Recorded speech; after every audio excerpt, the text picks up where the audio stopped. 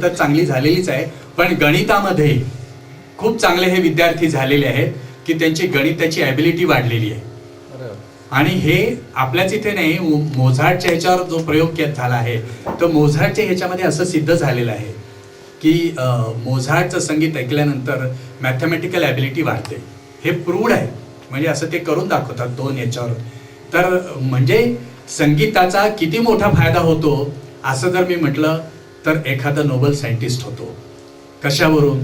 Einstein अतिशय मोठा असा तो व्हायलिन वादक होता आहे, म्हणजे त्याचं इतकं व्हायलिनचं हे होतं की जेव्हा त्याला काही प्रमेय सुटत नसे तेव्हा तो व्हायलिन घेऊन स्वतः वाजवत बसायचा आणि मग नंतर पुन्हा अरे आता मला माझं काम करायला जायचं आहे. म्हणजे संगीत हे नुसतं असंच बघून चालणार नाही की रोगावरच हे करणार असं नाही, तुमच्या मानसिक ह्याच्यावर काहीतरी त्याचा परिणाम होतो. तो कसा? तर गाणं ऐकता ऐकता मध्येच असा माणूस वाह करतो, मध्येच त्याच्या अशा रिदमिक हे चाललं असतं. म्हणजे ऐकताना काय होतं तर म्हणजे त्याच्या ज्या संवेदना आहे त्या आपल्या मोटर कॉर्टेक्समध्ये काहीतरी त्याचं हे होत असलं पाहिजे. तिथे सर्क्युलेशन वाढल्यानंतर तो विशिष्ट ठिकाणीच हे करून तो हाताने असं वा म्हणतो. असं काहीतरी जे घडत असेल, तुम्ही दरवेळा असं कोणाला तरी म्हणतो की अहो आम्हाला ते करून दाखवण्याची एक सोय उपलब्ध करून द्या, की कुठेतरी हे मोजता आलं पाहिजे की अमुक अमुक हा वा म्हणत असताना काय घडतं त्याच्या नक्की मेंदूमध्ये. नुसतं आम्ही हे वाचून आम्हाला माहित आहे की असं त्या तिथे काहीतरी त्याची संवेदना होते आणि मग त्याचा आपोआप हात वर होतो, जो नॉर्मल होत नाही. हे का बघितलं की माझ्याकडे एक मुलगा शिकायला येतो आणि त्याच्या आईच्या हाताला मुंग्या येतात आणि मग ते सेन्सेशन जातं. तर ती सवाई गंधर्वमध्ये आत्ता गेली होती आणि सवाई गंधर्वमध्ये त्यांनी रागेश्री राग ऐकला आणि ती बाई एकदम आश्चर्याने कारण मला म्हणाले हात असे हे होत आहेत, म्हणजे हो की हाताला ज्या संवेदनाच गेली होती ती हात असे हे व्हायला लागलाय. अरे म्हटलं हे काय भानगड आहे.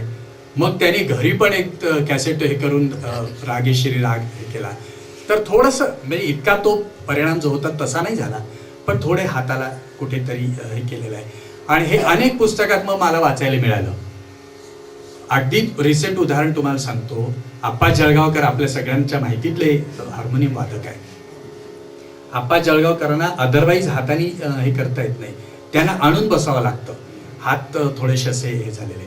पण एकदा ते बसल्यानंतर मग हळूहळू ते झाल्यानंतर त्यांची बोटं इतकी म्हणजे अशी मोकळी होतात की ते खूप असं सफाईदार वाजवू शकतात. नाही तर आधी म्हणतात तर काय वाजत होईल की नाही सांगता येत नाही. हा आता मानसिक याने होतो की संगीताने होतो परिणाम, हे आम्हाला मात्र चेक करायची हे आहे. पण असं काहीतरी त्या ह्याच्यातून घडत असतं. मेंदूला असं खूप चांगलं खाद्य त्याच्यातून निर्माण होतं, चांगलं असं काव्य पण त्याच्यातून निर्माण होतं. तसंच एक सुंदर काव्य असं तयार झालं. इथे जवळ कर्जतहून अशी एक गाडी हे होत असताना, लोणावळा ते कर्जत गाडी येत असताना असं झालं की धुकं इतकं पडलं होतं, आज जशी थंडी आहे तशी, की त्या ह्याच्यामध्ये गाडी थांबली आणि गाडी काही पुढे जाईना. सुधीर मोघे आणि अरुण काकतकर दोघं बसले होते आणि मग म्हणाले काय आता तासभर बसावं लागेल. आणि मग हळूहळू थोडासा सूर्यप्रकाश आला आणि मग सूर्याचा प्रकाश आल्यानंतर आपोआप ओळी आल्या, फिटे अंधाराचे झाले जाळे झाले मोकळे आकाश. आपण आता ऐकूया ते.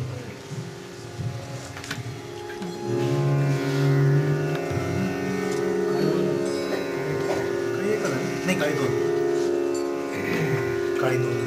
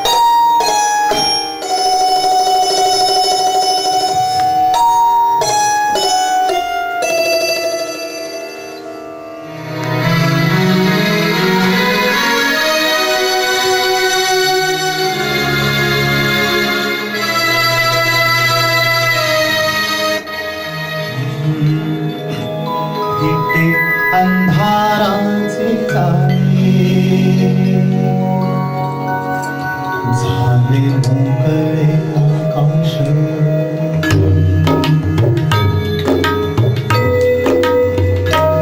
विटे अंधाराचे तारे झाले मोकळे आकाश दरी खोऱ्यातून वाहे प्रकाश प्रकाश विटे अंधाराचे तारे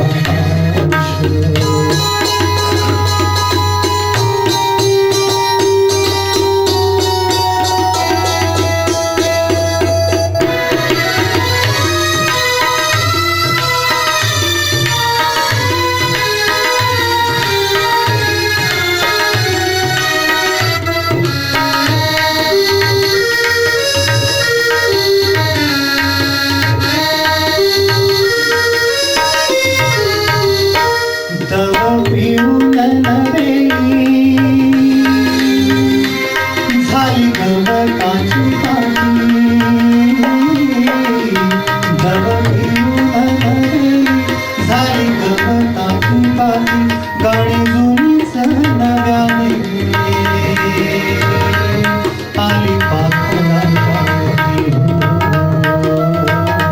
क्षणापूर्वीचे पालटे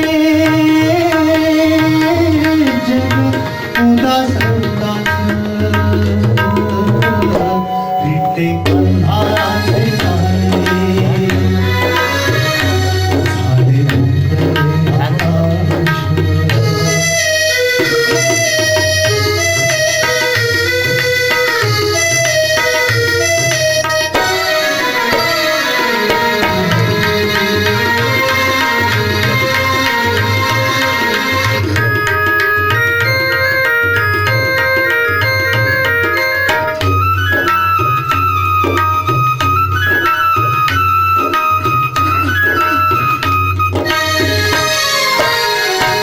आजचा प्रकाश जुना कालचा ठाऊक झाला आजचा प्रकाश जुना कालचा ठाऊक चांदण्याला किरणाचा सोनसळी अभिषेक चांदण्याला किरणाचा सोनसळी अभिषेक सारे रोजचे तरी सारे रोजचे तरी नवा सुवास सुवास विटे अंधाराचे तारे झाले मोकळे आकाश दरी खोऱ्यातून वाहे प्रकाश प्रकाश विटे अंधाराचे तारे झाले मोकळे आकाश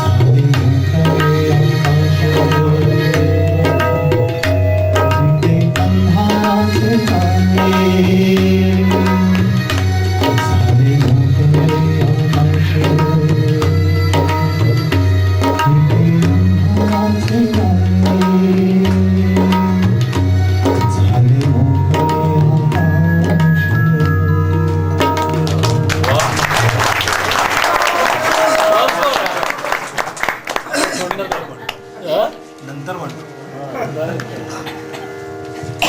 खूपच छान. म्हणूनच मी म्हटलं की फार क्लासिकल म्हणून आता लोकांना नाही नाही हा, तुम्हाला शिल्क नाहीये आणि वेळेचं बंधन पण नाहीये. हा. किती वेळ चालू दे, नो प्रॉब्लेम. शास्त्रीय संगीतामध्ये जे राग असतात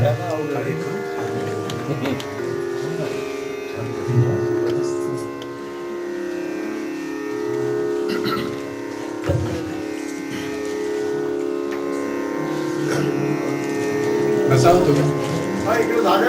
हा बसा बसा. या या. तुम्ही बसला नाही तर आमचे पाय दुखतात. अरे मी ध्यान. एखादा राग म्हणावं की सगळे बसतात त्यावेळेस. सगळा कार्यक्रमच बसेल म्हणजे. एकदा एक शास्त्रीय संगीतवाले गायक गात होते आणि समोर बसलेला बिचारा तो रडायला लागला.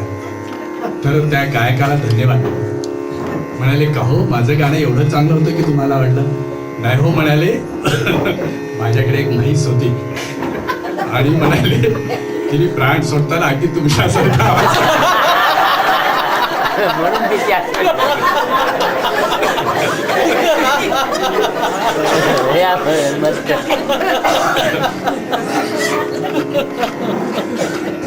माझ्याबाबत नाही हं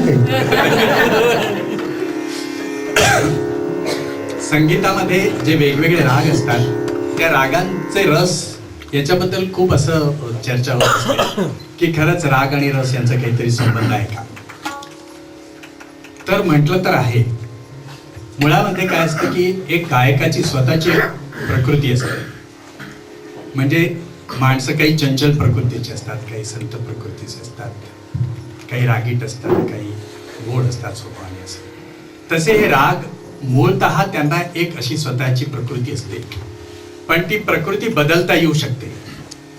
जसे लहानपणी मुलं चंचल असतात, ती पुढे जरा शांत होतात, तसं या रागांच्या बाबतीत आहे. तर तसे काही जे राग आहे ते मात्र बदलताना थोडासा त्रास होतो.